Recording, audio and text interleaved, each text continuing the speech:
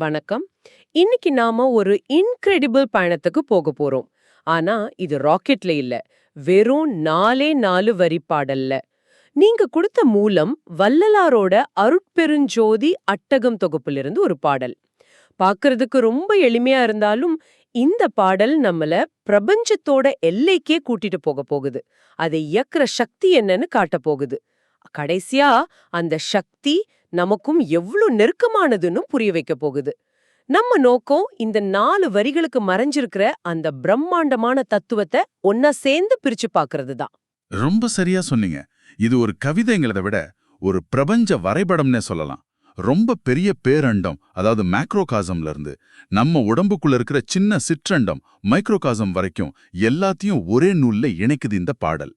இதுல வர்ற ஒவ்வொரு சொல்லும் ஒரு புது புரிதலுக்கான வாசலை திறக்குது. நாம அந்த பயணத்தை முதலிலிருந்து தொடங்கலாமா? நிச்சயமா. முதல் 2 வரிகளை பார்க்கலாம்.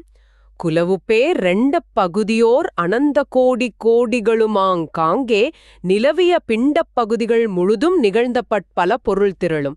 முதல் தடவை படிக்கும்போது இது ஏதோ பிரபஞ்சத்தோட அளவை பத்தி பேசுற மாதிரி, யூனிவர்ஸ் இஸ் வெரி பிக்னு சொல்ற மாதிரி தான் தோணுது. ஆனா இதுல அதை விட ஆழமான ஒரு விஷயம் இருக்குன்னு தோணுது. இதை எப்படி புரிஞ்சுக்கிறது? உங்க உணர்வு ரொம்ப சரி. இது அளவை பத்தி மட்டும் இல்ல, கட்டமைப்பை பத்தியும் பேசுது. அந்த முதல் வரியை மட்டும் கொஞ்சம் கவனிங்க. குளவு பேர் 2 பகுதியோர் அனந்த கோடி கோடிகளும். குளவு பேர் 2 பகுதினா அழகாக விளங்கும் இந்த பேரண்ட பகுதி, அதாவது நாம வாழ்ற இந்த பிரபஞ்சம். ஆனா அதோட முடியல பாருங்க, அதை போலவே அனந்த கோடி கோடிகள் இருக்குன்னு சொல்லுது. இங்க அனந்த கோடிங்கிறது ஏதோ ஒரு பெரிய நம்பர் கிடையாது. அது முடிவிலி, இன்ஃபினிட்டி. வரிகள் இன்னைக்கு இயற்பியல் வல்லுநர்கள் விவாதிக்கிற மல்டிவர்ஸ் தியரிய பத்தி பேசுதுன்னு சொல்றீங்களா?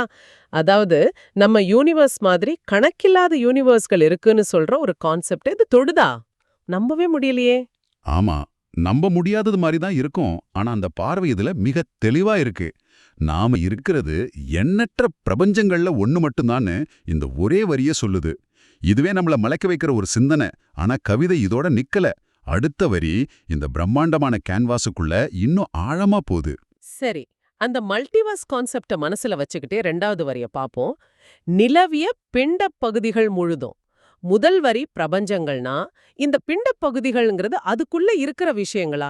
கிரகங்கள், நட்சத்திரங்கள் அந்த மாதிரியா?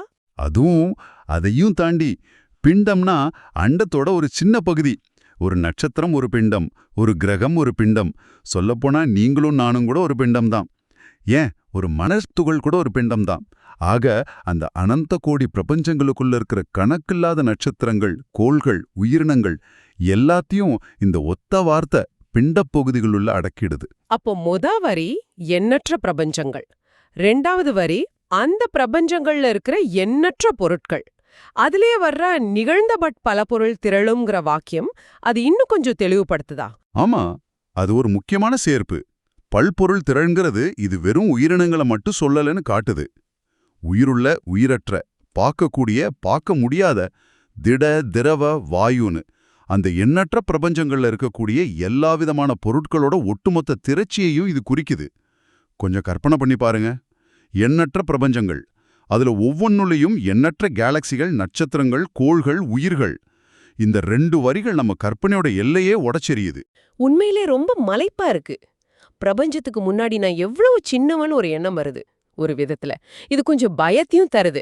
இவ்ளோ பெரிய இடத்துல நம்ம தனியா இருக்கோமா? ரொம்ப அருமையான கேள்வி. இந்த மலைப்பும் இந்த தனிமை உணர்வும் ரொம்ப இயல்பானது. ஆனா வள்ளலாரங்க நம்மள விட்டுடல. அந்த தனிமை உணர்வை உடைச்சு இந்த அத்தனை பிரம்மாண்டத்தையும் இணைக்கிற ஒரு சக்தி இருக்குன்னு அடுத்த வரியில சொல்றாரு. இவ்வளவு பெரிய ஒரு சிஸ்டம் தானா இயங்க முடியாது இல்லையா? இதை எல்லாம் ஒன்னா இணைக்க, இயக்க ஒரு சக்தி வேணும். அது என்ன சக்தி? அது எங்க இருக்கு? அந்த கேள்விக்கு தான் 3வது வரி பதில் சொல்லுது. ஓகே, இப்போ இது இன்னும் சுவாரஸ்யமா போகுது. 3வது வரி விலகுரா தகத்தும் புறத்துமேலிடத்தும் மெய்யறி வானந்தம் விளங்க. முதல் சொல்லே கவனத்தே இருக்குது. விலகுராத, பிரிக்க முடியாதபடி, அப்படிதானே அர்த்தம்? மிகச்சரியா சொன்னீங்க. பிரிக்க முடியாதபடி நீக்கமற நிறைஞ்சிருக்கு. இதை விளக்க ஒரு நல்ல உதாரணம் சொல்லலாம். ஒரு கிளாஸ் தண்ணியில சர்க்கரையை கரைக்கிறோம்னு வச்சுக்கோங்க. சர்க்கரை கரைஞ்ச பிறகு கண்ணுக்கு தெரியாது. ஆனா அந்த தண்ணியோட ஒவ்வொரு துளியிலையும் அந்த இனிப்பு இருக்கும். கரெக்ட். அந்த தண்ணியிலிருந்து இனிப்பை பிரிக்க முடியாது. அதுபோல தான் இந்த சக்தியும். அது பிரபஞ்சத்தோட ஒவ்வொரு அணுவிலையும் ஒவ்வொரு மூலையிலையும் நீக்கமற கலந்திருக்கு. வாவ், அந்த உதாரணம் ரொம்ப நல்லா புரியுது. சரி, அந்த சக்தி இங்க இருக்கு, அகத்தும் புறத்துமேல் எழுத்தும்னு வரிசையா சொல்றாளே, இதுக்கு என்ன அர்த்தம்? இங்க தான் அது இன்னும் ஆழமாகுது. அந்த சக்தி இருக்கிற இடத்த இது வரையறுக்குது. அகத்தும்னா உள்ள, உங்க மனசுக்குள்ள, உங்க உயிருக்குள்ள, உங்க உடம்போட ஒவ்வொரு செல்லுக்குள்ளேயும். புறத்தும்னா வெளியே, நீங்க பார்க்குற இந்த உலகம், மற்ற மனுஷங்க, நட்சத்திரங்கள், அந்த அனந்த கோடி பிரபஞ்சங்கள்னு எல்லாத்துக்கும் வெளியில. சரி, உள்ளே வெளியே புரிஞ்சிருச்சு. ஆனா மேலிடத்தும்னு சொல்றாங்களே, அது என்ன, மேல வானத்திலையா? அதுதான் இதான் இருக்கிற நுட்பம். அது திசையை குறிக்கல, அது ஒரு நிலையை குறிக்குது. இந்த உள்ளே வெளியே என்ற எல்லைகளுக்கெல்லாம் அப்பாற்பட்ட ஒரு தளம். யோசிச்சு பாருங்க, உங்க சிந்தனைக்கும் உள்ளேயும் அது இருக்கு, நீங்க பார்க்கிற பொருளுக்கு வெளியேயும் அது இருக்கு. இந்த 2 எல்லைகளுக்கும் அப்பாற்பட்ட நிலையிலும் அது இருக்கு. ஆக அது இடத்தால் கட்டுப்படாத எல்லா இடங்களையும் கடந்து நிக்கிற ஒரு தன்மை. அப்போ அது ஒரு பொருள் இல்ல, அது ஒரு பிரசன்ஸ், ஒரு இருப்பு. சரி, அந்த இருப்போட குணம் என்ன? அது வெறும் ஒரு ஆற்றலா? இல்ல, அதையும் இந்த வரி சொல்லுது, மெய்யறிவானந்தம் விளங்க. எனக்கு இதுதான் ரொம்ப குழப்பமாவும் அதே சமயம் ரொம்ப ஆழமானதாவும் தெரியுது. இதுதான் இந்த பாடலோட உச்சம்னு சொல்லலாம். அந்த எங்கும் நிறைந்திருக்கிற சக்தி வெறும் ஜடமான ஆற்றல், ஒரு பிளைண்ட் எனர்ஜி கிடையாது. அதோட அடிப்படை குணமே 2 விஷயங்கள் தான். ஒன்னு மெய்யறிவு, இன்னொன்னு ஆனந்தம். மெய்யறிவுனா உண்மையான முழுமையான ஞானம், கான்ஷியஸ்னஸ். ஆனந்தம்னா எந்த காரணமும் இல்லாத எல்லையற்ற பேரின்பம், பியோர் பிளிஸ். ஒரு நிமிஷம், மெய்யறிவு ஆனந்தம்னு சொல்றீங்க, அது வெறும் ஒரு உணர்ச்சியா, இல்ல அதுக்கு ஒரு உருவம் இருக்கா? நாம தினமும் அனுபவிக்கிற சந்தோஷத்துக்கும் இந்த ஆனந்தத்துக்கும் என்ன வித்தியாசம்? மிக முக்கியமான கேள்வி. நாம் அனுபவிக்கிற சந்தோஷங்கிறது ஒரு பொருளை பெறதாலேயோ ஒரு நிகழ்வு நடக்கிறதாலேயோ வர்றது. அது தற்காலிகமானது. ஆனா இந்த பாடல் சொல்ற ஆனந்தம் எதையும் சார்ந்து இல்லாதது. அதுவே பிரபஞ்சத்தோட இயல்பான நிலை. ஒரு பூ மலர்ற மாதிரி, ஒரு நட்சத்திரம் எரியற மாதிரி. பிரபஞ்சத்தோட அடிஸ்தான இயல்பே ஆனந்தம் தான் சொல்லுது. அதே போல மெய்யறிவுங்கிறது புத்தகம் படிச்சு வர்ற அறிவில்ல, அது ஒரு இருப்பு நிலை. எல்லாம் ஒண்ணுதான்னு தெரிஞ்சுக்கிற ஒரு நிலை. இது மொத்த பெர்ஸ்பெக்டிவையும் மாத்துதே.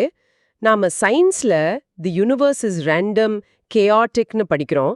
ஆனா இங்க the universe is fundamentally made of consciousness and பிளிஸ்னு சொல்றாங்க. இது அதுக்கு நேர் எதிரான ஒரு பார்வை. பிரபஞ்சம்ங்கிறது வெறும் பொருள்களோட தொகுப்பு இல்ல, அது ஒரு உணர்வுள்ள, அறிவுள்ள வெளிப்பாடுங்கிற மாதிரி தெரியுது. மிகச் சரியான புரிதல்.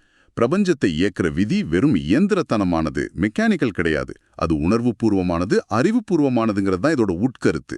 அந்த மெய்யறிவும் ஆனந்தமும் தான் அந்த அனந்த கோடி அண்டங்களையும் அதுக்குள்ள இருக்கிற கோடிக்கணக்கான பிண்டங்களையும் பிரிக்க முடியாம இணைக்குது. சரி, இவ்வளவு சக்தி வாய்ந்த, எங்கும் நிறைந்த, அறிவுமயமான, ஆனந்தமயமான அந்த சக்திக்கு ஒரு பெயர் வேணாமா? அதத்தான் கடைசி வரி சொல்லுது. ஆமாம், இறுதி வரிக்கு வருவோம். அழகுரா தொழியா ததுவதில் விளங்கும் அருட்பெருஞ்சோதியின் அரசே. இதுவரைக்கும் விவரிச்ச அந்த மெய்யறிவு ஆனந்தத்துக்கு இங்க ஒரு பெயர் கொடுக்கப்படுது, அருட்பெருஞ்சோதி. இந்த பெயரே கேட்கறதுக்கு ரொம்ப சக்தி வாய்ந்ததா இருக்கு. ஆமா, அந்த பெயர்லயே அதோட தன்மைகள் எல்லாமே அடங்கியிருக்கு. அதை பிரிச்சு பார்ப்போம். அருள், பெரும், சோதி. அருள்னா கருணை, இரக்கம், கிரேஸ், கம்பேஷன். பெரும்னா மிகப்பெரிய, எல்லையற்ற, வாஸ்ட். சோதினா ஒளி, லைட். ஆக அருட்பெருஞ்சோதினா கருணையே வடிவான ஒரு மாபெரும் ஒளி. அந்த எங்கும் நிறைந்திருக்கிற மெய்யறிவு ஆனந்தம் ஒரு கருணை ஒளியா இருக்கு. ஓகே, கருணை ஒளின்னு சொல்றது கேட்க நல்லா இருக்கு. ஆனா இது வெறும் ஒரு கவிதைக்கான கற்பனையா இருக்கக்கூடாதா? நிறைய மதங்கள்ல கடவுள ஒளி, அன்புன்னு தானே சொல்றாங்க. இதுல என்ன புதுசா இருக்கு? நல்ல கேள்வி. இங்க ஒளிங்கிறது நம்ம பார்க்குற வெளிச்சம் மட்டும் இல்ல, அது அறியாமையை நீக்கிற ஞான ஒளி. அருளுங்கிறது இங்க ரொம்ப முக்கியம். அந்த சக்தி வெறும் பவர் மட்டும் இல்ல, அது கருணை நிறைஞ்சது. அது படைக்குது, காக்குது, வழிநடத்துது.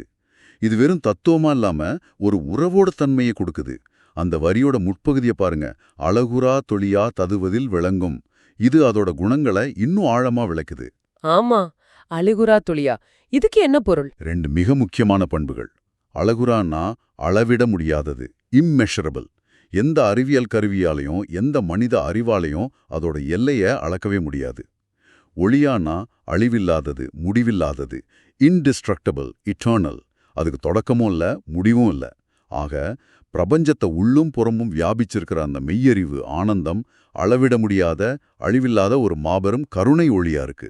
பிரம்மாண்டம்! இப்போ முழு படமும் தெளிவா தெரியுது. ஆனா பாடலோட கடைசி வார்த்தைகள் என் அரசேன்னு முடியுதே.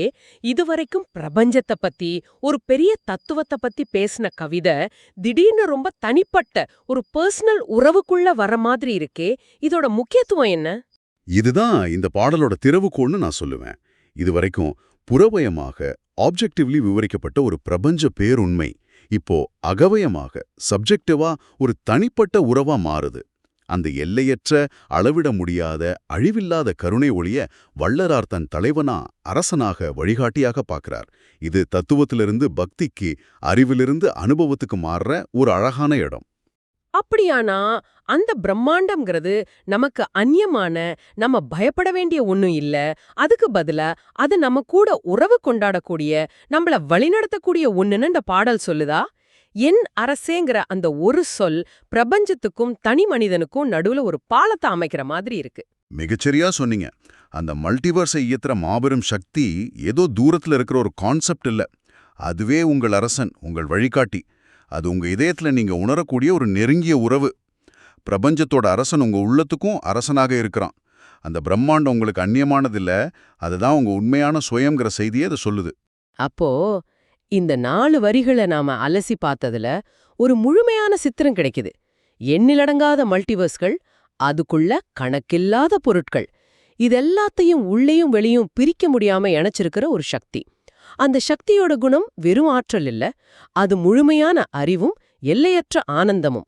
அதோட பேரு அளவிட முடியாத, அழிவில்லாத அருட்பெருஞ்சோதி. அது ஒரு தத்துவமா மட்டும் இல்லாம என் அரசன்னு கூப்பிடக்கூடிய ஒரு தனிப்பட்ட உறவாவும் இருக்கு. இத்தனை விஷயங்களையும் இந்த 4 வரிகள் அடக்கியிருக்குங்கிறது ஆச்சரியத்தோட உச்சம். ஆமா, சுருக்கமா சொல்லணும்னா இந்த முழு பிரபஞ்சமும் ஒரு மாபெரும் கருணை ஒளியோட வெளிப்பாடு. அந்த ஒளி எங்கேயோ வானத்துல இல்ல, அது ஒவ்வொரு அணுலையும், ஒவ்வொரு பிண்டத்திலையும், குறிப்பா உங்க உள்ளேயும் இருக்குங்கிறது தான் இந்த பாடல் உங்களுக்கு சொல்ற செய்தி. இந்த பிரபஞ்சத்துக்கும் உங்களுக்கும் எந்த வேறுபாடும் இல்லைங்கிற பேருண்மையை இது உணர்த்துது. நீங்க அந்த பிரம்மாண்டத்தோட ஒரு சிறு துளி அல்ல, அந்த பிரம்மாண்டமே உங்களுக்குள்ள இருக்கு. நாம இந்த ஆய்வு முடிக்கும்போது உங்களுக்காக ஒரு கேள்வியை விட்டுட்டு போறோம். இந்த பாடல்ல விவரிக்கப்படுற அந்த பிரபஞ்ச சக்திய அருட்பெருஞ்சோதின்னு ஒரு தத்துவமா மட்டும் பார்க்காம, என்ன அரசேன்னு ஒரு தனிப்பட்ட நெருங்கிய உறவா பார்க்க தொடங்கினா, இந்த உலகத்தையும் உங்களையும் பற்றிய உங்களோட பார்வை எப்படி மாறும்? சிந்திச்சு பாருங்க.